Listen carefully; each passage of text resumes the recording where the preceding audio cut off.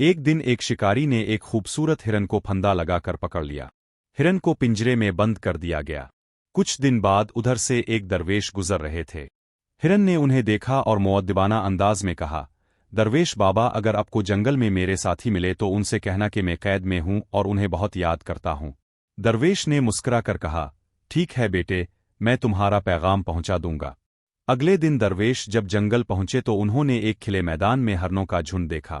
उन्होंने बुलंद आवाज में कहा, तुम्हारा एक साथी शिकारी के पिंजरे में बंद है, इसने तुम सबको याद किया है और सलाम कहा है।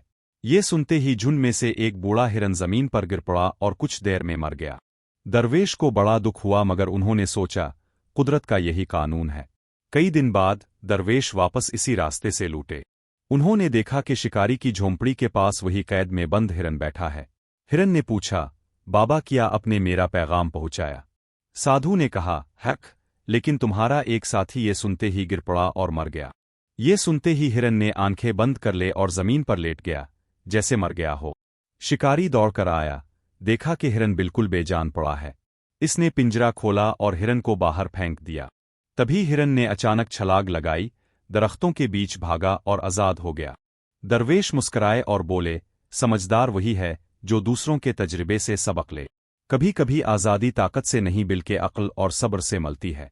अगर आपको ये वीडियो पसंद आई है तो इस वीडियो को लाइक करें और चैनल को सब्सक्राइब करना ना भूलें।